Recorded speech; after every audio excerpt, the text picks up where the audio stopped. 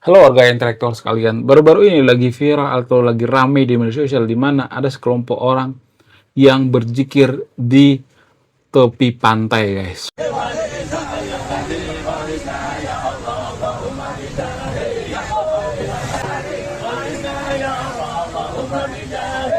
Wow, luar biasa, luar binasa. Kemarin berzikir di dekat Candi Prambanan, sekarang di dekat pantai, guys. Kok bisa? Kenapa sih? Ya, kenapa sih warga Konoha itu kerjanya itu aneh-aneh gitu ya? Kenapa sih nggak berpikirnya itu nggak rasional gitu ya? Ya, kenapa sih nggak sibuk ya berkarya ya kan? Harusnya sibuk untuk berpikir misalnya, ya menemukan sesuatu ya. Kemudian sibuk memikirkan bagaimana supaya negara kita maju gitu. Ya, ini kan malah sibuk mengganggu kan? Ini mengganggu namanya. Di Candi Prambanan mengganggu orang lain ya. Norak kayaknya. Menurut kalian gimana? Apakah ini norak atau tidak? Kemudian kenapa sih hal-hal seperti ini selalu terulang gitu ya di Konoha? Apa alasannya? Apakah ini dipengaruhi oleh agama itu sendiri? Apakah ini karena iseng? Lalu kalau saya perhatikan itu ya, mohon maaf sebesar-besar bagi yang nonton video. Saya tidak nyuruh yang nonton video untuk tidak beragama ya. Kalau saya perhatikan itu ya, negara yang agnostik, negara yang ateis itu tidak pernah ada hal-hal seperti ini ya. Melakukan hal-hal yang tidak produktif ya, berzikir di tempat yang bukan tempatnya gitu ya. Jadi kalau saya perhatikan menurut data ya, saya tidak ngarang-ngarang sendiri ya. Negara paling toleransi, negara yang paling aman, justru negara yang mayoritas agnostik. Aneh bin ajaib. Tapi disclaimer saya tidak nyuruh yang untuk video jadi ateis atau agnostik ya. Tapi kalau saya perhatikan itu jauh lebih toleransi orang yang agnostik, ateis daripada orang yang si paling beragama. Nah, yang jadi pertanyaan, ini kan ada semacam keanehan ya, aneh bin ajaib. Semakin orang beragama itu semakin intoleransi. Nah, yang jadi pertanyaan, apakah intoleransi itu dipengaruhi oleh agama itu sendiri?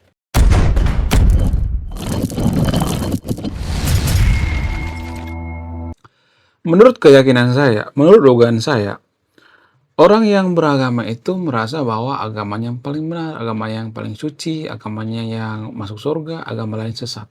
Itulah alasannya kenapa ada orang berzikir di Candi Prambanan. Itulah alasannya kenapa ada orang berzikir di tepi pantai. Apa alasannya? Karena mereka menganggap bahwa pantai itu dipenuhi dengan setan, ya, bahwa pantai itu dipenuhi dengan jin, arwah-arwah dan lain sebagainya. Sehingga apa? Sehingga mereka berusaha membersihkan tempat itu karena mereka menganggap bahwa tempat itu sesat. Mereka menganggap bahwa Candi Prambanan itu sesat. Mereka menganggap bahwa pantai itu sesat. Sehingga apa? Sehingga mereka berusaha membersihkan. Ibarat ini nih ya, ibarat seseorang misalnya nih, seseorang itu menganggap bahwa dirinya bersih dan menganggap bahwa diri orang lain kotor gitu. Lalu dia berusaha membersihkan orang lain. Padahal ya, yang namanya keyakinan itu ya keyakinan. Kita tidak bisa merasionalkan keyakinan, kita tidak bisa melogikakan keyakinan. Banyak warga Konoha yang tidak mau mengakui bahwa ya bahwa keyakinan itu ya keyakinan irasional, bukan rasional, bukan logika. Banyak warga Konoha seperti itu guys, tanpa kita sadari. Sampai sekarang banyak warga Konoha berpikir bahwa agamanya yang paling benar, agamanya yang paling suci gitu ya. Sehingga apa? Sehingga terjadi yang namanya hal-hal seperti ini ya. Banyak warga Konoha berpikir bahwa agama itu sesuatu hal yang objektif, bukan subjektif. Ya, mohon maaf ya. Bahkan warga Konoha juga tidak bisa mengartikan apa pengertian daripada subjektif, ada pengertian daripada objektif. Susah, susah ya. Banyak warga Konoha menganggap bahwa agama itu logika, logis gitu. Padahal nggak ada agama yang logis, guys. Mohon maaf ya. Kalau misalnya ada yang mengatakan, oh agama saya paling logis, oh karena oh turun wahyu dari Tuhan, ya, turun wahyu dari malaikat. Katanya agama kita itu yang paling masuk surga, yang paling benar, yang paling diridhoi dan lain sebagainya. Nah, yang jadi pertanyaan, ketika wahyu itu turun dari langit, turun dari Tuhan, ya siapa saksinya? Namanya wahyu ya keyakinan kan. Wahyu itu kan nggak bisa dikritisi. Wahyu itu sama seperti keyakinan. Kalau saya mengatakan menurut keyakinan saya, ini bisa bikin orang kejang-kejang, ya saya nggak boleh dipermasalahkan. Kenapa? Karena ini keyakinan saya. Agama juga seperti itu. Ya, kalau agama mengatakan bahwa ini adalah Tuhan yang paling benar, ya kita harus menerima itu. Cuman di Konoha itu kalau saya perhatikan ya, banyak warga Konoha mensesatkan umat Kristiani karena umat Kristiani itu menganggap bahwa Yesus itu dilahirkan oleh manusia. Jadi warga Konoha itu si paling mayoritas itu berpikir nggak masuk akal kalau Yesus itu dianggap Tuhan. Kan Yesus kan manusia, masa manusia dianggap Tuhan? Jadi warga Konoha banyak yang berpikir seperti itu ya, tanpa kita sadari ya. Ini perdebatan yang paling sengit ya, kalau saya perhatikan di TikTok dan di media sosial. Nah, jadi ini kesalahan berpikir guys, ini ketololan dan berpikir gitu ya. Mereka menganggap agama lain itu sesat gitu. Mereka menganggap bahwa agama Kristen sesat. Bukan berarti saya Kristen ya, saya bukan oten ya. Ya, jadi gini guys, mereka menganggap bahwa agama mereka paling rasional, paling masuk akal, lalu mereka mensesatkan agama lain gitu ya. Nggak mungkin Yesus itu jadi Tuhan. Dia kan manusia, dilahirkan Bunda Maria. Bunda Maria itu kan manusia. Masa manusia melahirkan manusia, lalu eh, manusia itu dianggap jadi Tuhan? Kan banyak warga Konoha yang berpikir seperti itu, yang menganggap bahwa agama Kristen sesat ya. Nah guys, jadi gini, ini kesalahan dalam berpikir. Kita menganggap bahwa agama kita itu paling masuk akal. Padahal pada faktanya, di dalam agama si paling mayoritas itu kan ada banyak yang perlu dikritisi gitu ya. Ada banyak yang perlu dipertanyakan gitu. Contoh misalnya ya, ada nabi tahan bakar gitu ya. Nah, yang jadi pertanyaan, apakah tahan bakar itu masuk akal atau tidak? Kan nggak masuk akal ya kalau ada nabi tahan bakar. Menurut keyakinan saya, nabi itu tidak masuk akal kalau tahan bakar. Tapi kalau nabi yang ada di agama si paling mayoritas ini ada tahan bakar misalnya dalam agama Kristen, mereka akan mengatakan, nggak mungkin, nggak masuk akal. Nggak masuk akal itu. Ya. Nggak masuk akal. Nggak masuk akal tahan bakar ya. Jadi mereka akan mengatakan seperti itu ya. Jadi menurut saya ini kelicikan dalam berpikir ya. Ini kesesatan dalam berpikir. Ya, kalau dalam agama kita itu tidak masuk akal, irasional, kita menganggap itu masuk akal. Tapi kalau yang seperti ini ada di agama lain, ya misalnya ada ya, nabi tahan bakar, kita mengatakan oh nggak masuk akal. Kalau ada di agama lain, tapi kalau di agama kita mengatakan itu masuk akal. Jadi ini kesesatan warga Konoha dalam berpikir. Menurut saya ini ada kesalahan gitu ya, ada semacam eh, kesesatan dalam berpikir. Kita tidak jujur dalam berpikir gitu ya. Kita sangat susah mengakui bahwa ya agama itu keyakinan, agama itu tidak logis. Kita susah mengakui seperti itu. Banyak warga Konoha yang susah mengakui ini guys ya. Ratusan juta warga Konoha mengakui bahwa agamanya yang paling masuk akal, agama yang paling logis gitu ya. Sehingga apa? Sehingga terjadi yang namanya anti kritik dan mereka menganggap bahwa mereka yang paling benar, mereka yang paling suci dan terjadilah hal-hal seperti ini ya, berzikir di tepi pantai ya, kemudian berzikir di Candi Prambanan dan sebagainya. Bagaimana dengan agnostik atau ateis? Saya tidak nyuruh ya, saya tidak nyuruh, saya tidak nyari umat di sini ya. Menurut data ya, ini menurut data. Menurut data itu negara yang paling toleransi, negara yang paling aman itu adalah negara yang mayoritas agnostik atau ateis. Kenapa bisa seperti itu? Apa alasannya? Alasan yang paling masuk akal itu karena mereka tidak ada semacam mengklaim kebenaran gitu ya.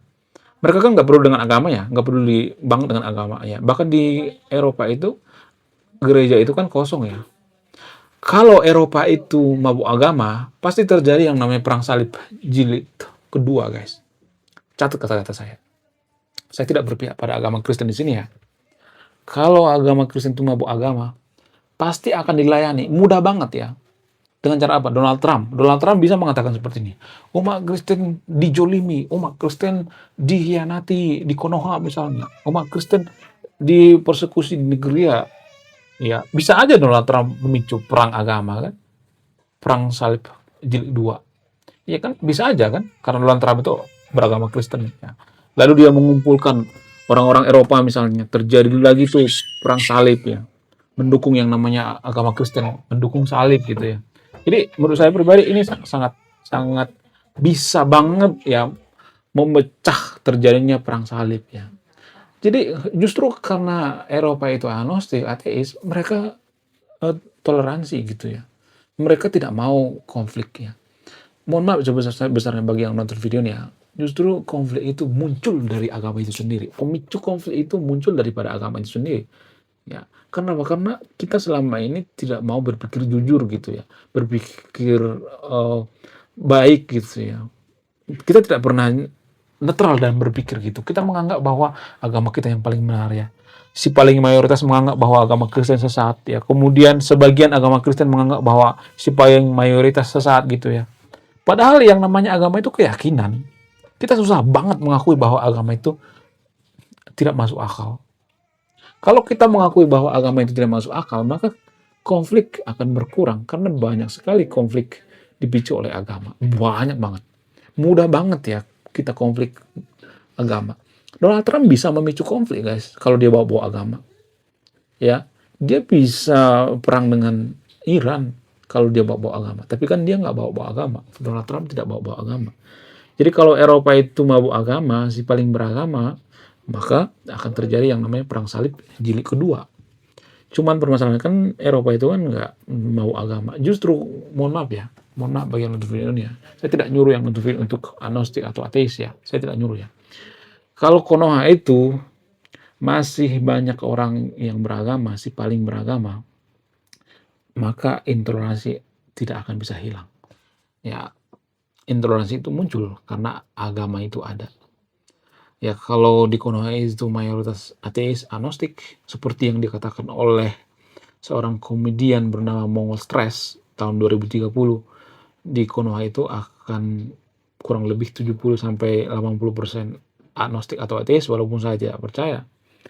Maka itu berita baik, guys. Supaya apa? Ya jadi kita toleransi gitu. Buktinya Eropa. Kalau saya ngomong seperti ini banyak saya yang ngata-ngatain saya ateis, agnostik. Enggak, saya nggak ada urusan dengan ateis, agnostik.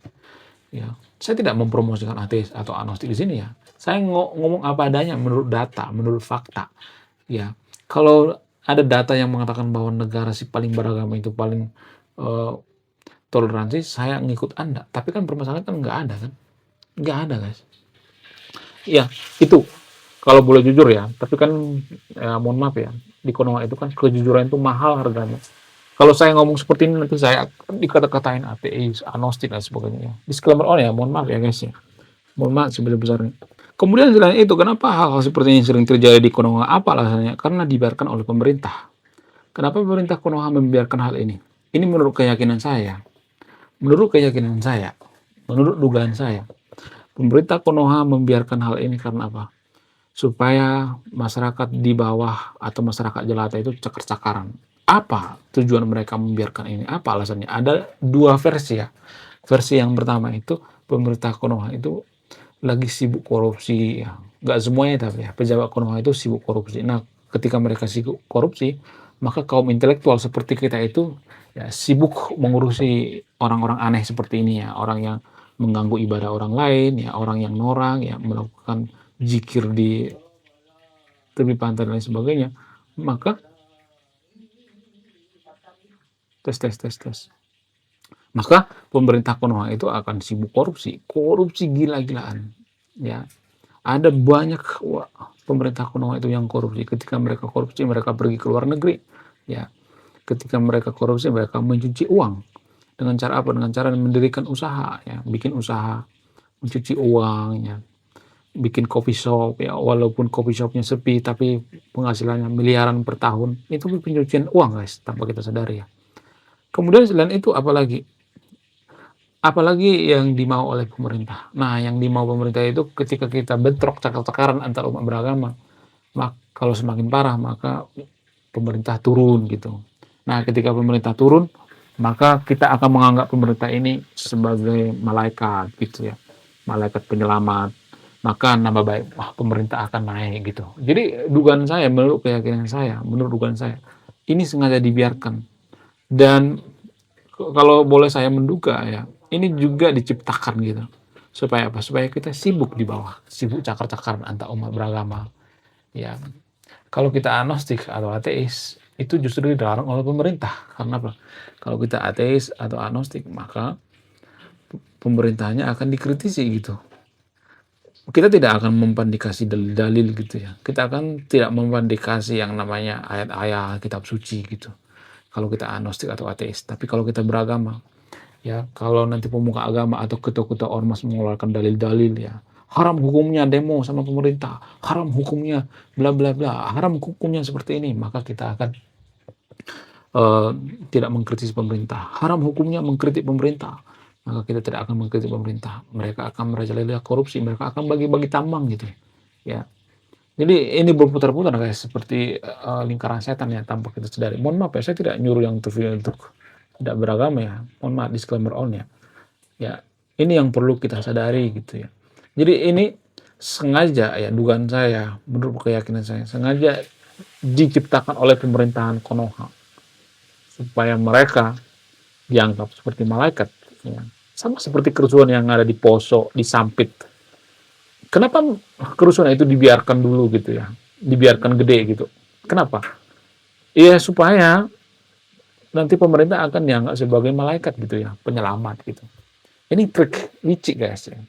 Ini strategi yang sering dilakukan oleh negara-negara di negara lain lah, luar negeri gitu ya. Jadi teknik ini biasa disebut dengan teknik ala Machiavelliani. Biasanya para jenderal-jenderal di Konoha itu pasti baca buku Machiavelliani. Machiavelli ini sangat-sangat luar biasa guys. Bahkan kita dijajah itu karena sebuah buku. Karena faktor dari satu buku. Apa itu? Buku The Prince Machiavelliani, Divide et Impera. Jadi dalam buku itu dikatakan bahwa kalau kita menjajah suatu negara itu, kalau kita nggak punya duit, ya kita membentur-benturkan Divide et Impera. Kenapa Belanda menjajah kita menggunakan strategi Divide et Impera? Karena dipengaruhi oleh buku yang ditulis oleh Machiavelli. Jadi Anda yang nonton video ini ya, tolonglah please lah ya, harus rajin baca buku ya. Harus rajin baca buku karena apa? Karena tidak ada satupun negara maju di dunia ini bisa maju kalau mereka malas membaca buku. Nggak ada. Coba kasih data. Satu aja, kasih data. Nggak ada. Nggak ada guys ya. Ya menurut kalian gimana? Apakah Konoha ini akan terus ada kejadian seperti ini ya, mengganggu orang di keramaian ya, banyak orang melakukan ibadah di pinggir jalan, di tengah jalan bahkan ya, mengganggu ketertiban, norak gitu ya. Ini kan norak namanya. Oke, sekian video ini ya. Saya tidak mendoktrin yang nonton video ini ya. Saya hanya mengurai gitu ya, mengajak Anda yang nonton video untuk berpikir kritis ya. Jadi Anda yang menyimpulkan, bukan saya yang menyimpulkan. Oke, sekian video ini. Terima kasih sudah menonton. Saya kaum intelektual, salam rasional.